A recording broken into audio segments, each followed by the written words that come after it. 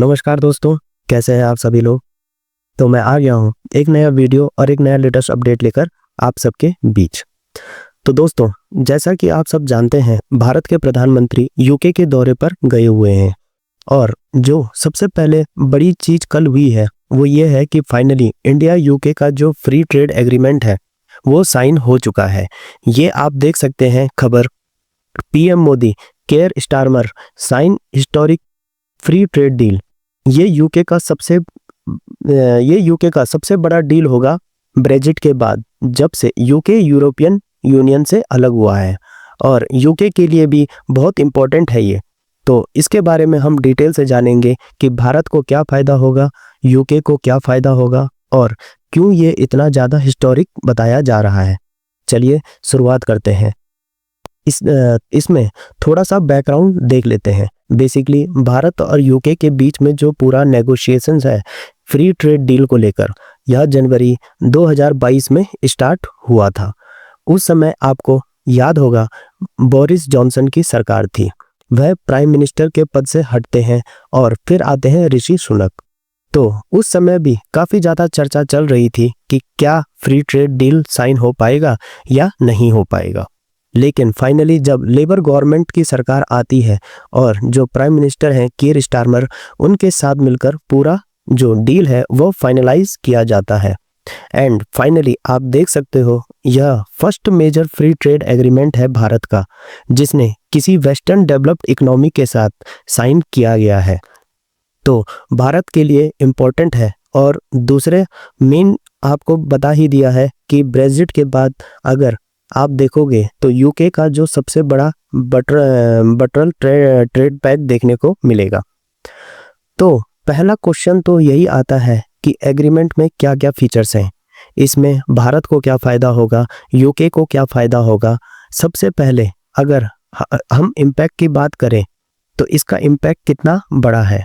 देखो, करंटली अगर आप दोनों देशों के बीच ट्रेड देखोगे तो यह करीब 23 बिलियन के आसपास का है, जो कि इस डील के बाद एकदम से बढ़ जाएगा और यह हो जाएगा 34 बिलियन का। और इसकी वजह से यूके की जो जीडीपी है वो करीब बताया जा रहा है 4.8 बिलियन पाउंड ये से बढ़ने वाली है। और इसकी वजह से नए इन्वेस्टमेंट आएंगे, जैसे 6 बिलियन पाउंड का जॉइंट वेंचर्स स्टार्टअप में, ग्रीन एनर्जी टेक्नोलॉजी में इन्वेस्टमेंट आएगा। दूसरा क्या है, आप सब जानते हैं कि ज़्यादातर फ्री ट्रेड एग्रीमेंट में यह चर्चा होती है कि कौन कौन से गुड्स सस्ते होंगे, मतलब कौन कौन से सामान हमारे सस्ते होंगे।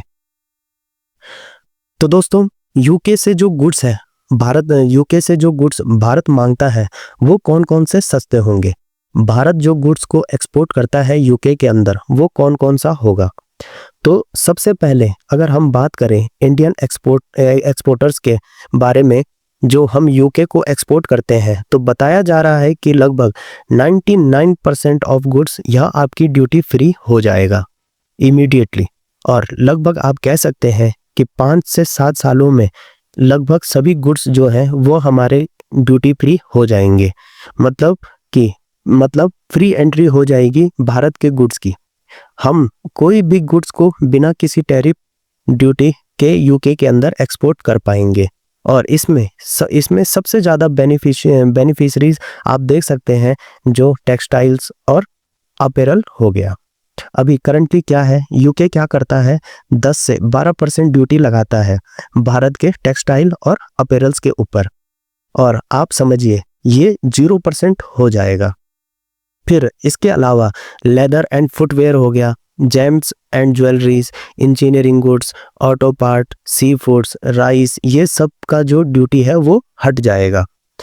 भारत की लगभग फ्री एंट्री हो जाएगी यूके के अंदर।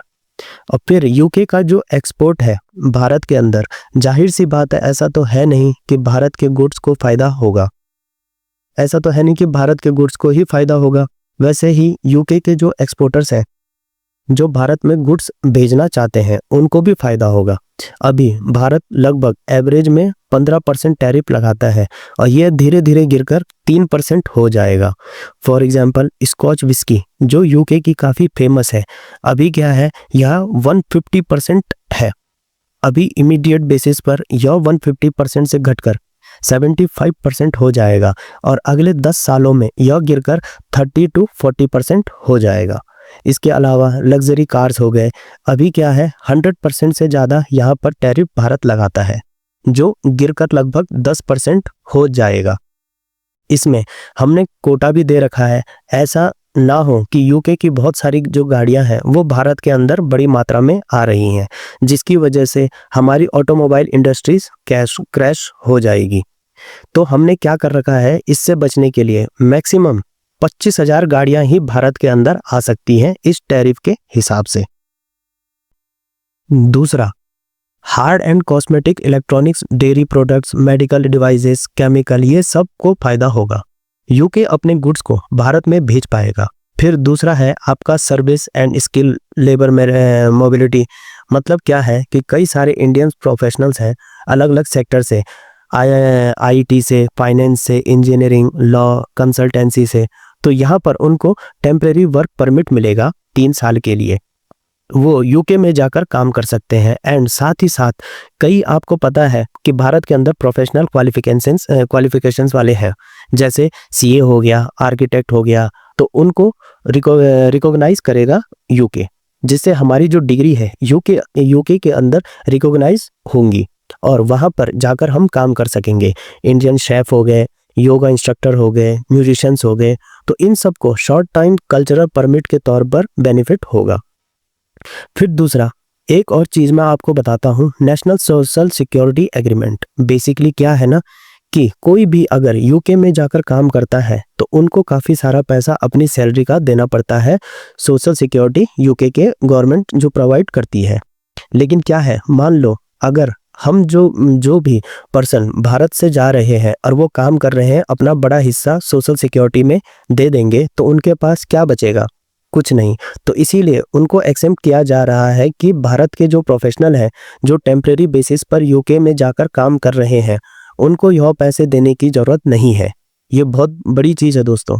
और इसकी वजह से आप देख सकते हो भारतीय कंपनियों के एम्प्लॉयज़ को, 3 भारतीय कंपनी की जो एम्प्लॉयज़ हैं उनको 3 मिलियन पाउंड तक का सेव होगा एनुअली। फिर नेक्स्ट है आपका government procurement and inter investment access. ये क्या है कि यूके के जो बिजनेसेस है वो चाहते हैं कि भारत सरकार के द्वारा जो टेंडर जारी किया जाता है उसमें वो पार्टिसिपेट करें। तो इसके लिए भारत सरकार ने उनको अलाउ कर दिया है। भारत सरकार के द्वारा जो भी 200 करोड़ से ज़्यादा के जितने भी टेंडर जारी करेगा, भारत सरकार उसमें यूके के बिजनेस को पार्टिसिपेट करने की इजाज़त देगी।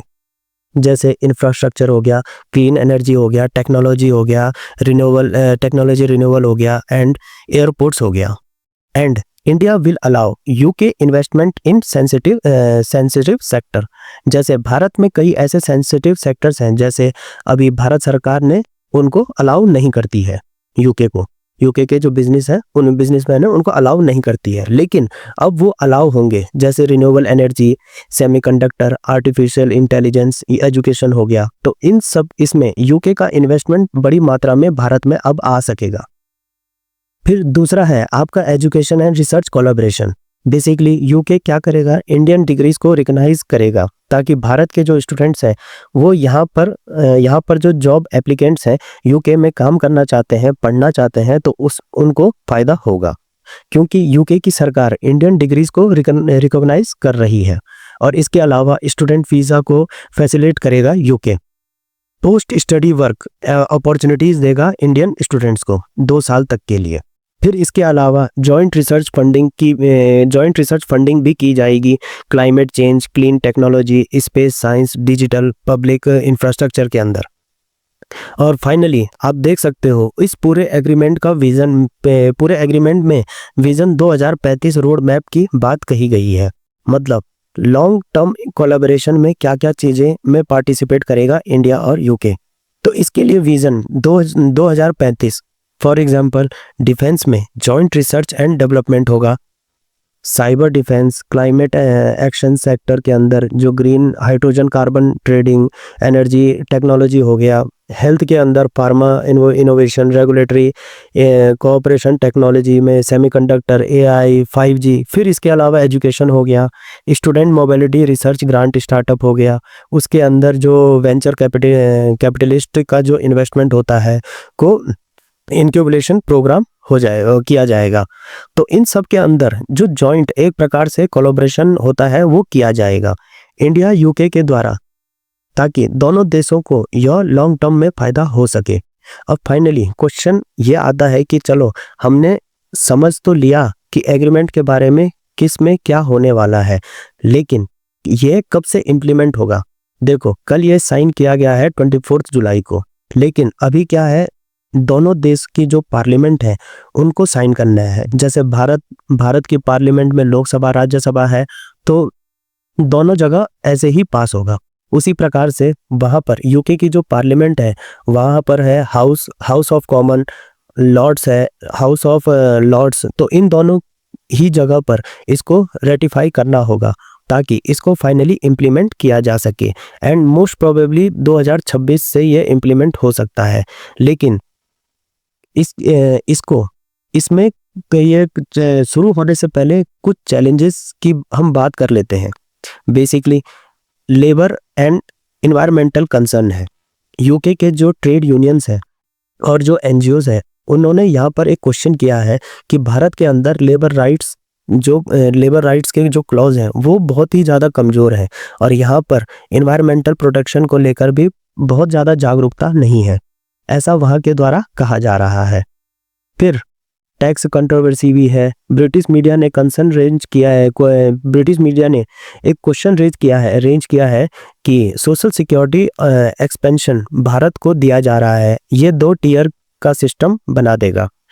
ऐसा नहीं होना चाहिए, इसकी वजह से वेज इम्बैलेंस होंगे, मतलब यूके के वर्कर्स को और इंडियन के वर्कर्स को दोनों को डिफरेंट पेमेंट मिलेगा।